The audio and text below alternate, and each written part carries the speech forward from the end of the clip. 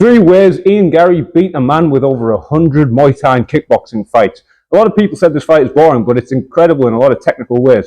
First one, you've probably seen a breakdown on this already, kicking the wrist. This is an old Muay Thai strategy. You see Judson Clyde do that. You see John Charles Garbowski had an instructional on that, kicking the wrist. Why? Well, in Muay Thai, there's the least padding. There's not the padding of the glove. It's the thinnest part of the forearm, and it's going to break their shape more, so they can't counter with hands. So he's kicking the wrist. If you want to practice this, get a bag. If a bag has a big logo on it, line yourself up. Use yourself as a reference. I know this E, that's going to be around where the wrist is. So kicking into the wrist. Oh.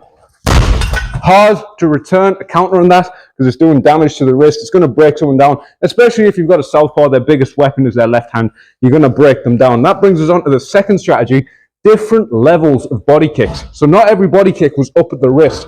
You know, if he kept doing that, someone with that experience, he's going to lean back eventually and counter you. If you miss that kick, someone leans back, it's very tiring correcting your stance, and you just feel stressed and out of position. Yes, the mic's still on. Stressed and out of position. So what does he do? Sometimes he looks up, drills it to the body. Boom. Sometimes he throw a front kick at that belly button level. Boom. Mixing up different ways so he can kick up into the wrist. Boom. And then mix the level of the kick.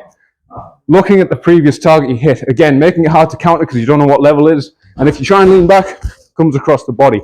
Last tactic is good evasive footwork and the secret strategy to get off the fence. So obviously, Ian Garry, he's moving around a lot, using those lateral feints, which you see a lot more in like amateur boxing than you do in MMA. He's fighting a pressure fighter who's going to get him back into the fence.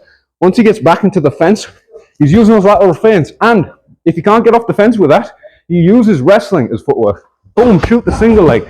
He didn't have the most success with his takedowns. He got some in the third round, but he didn't have the most success with the takedown all over the fight.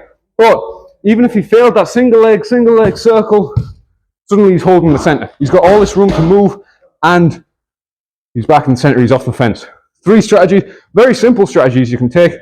Try them in your sparring, try them on your grandma, try them at the kebab shop.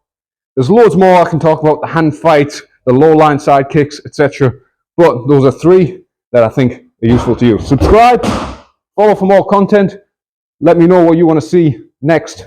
On to tomorrow.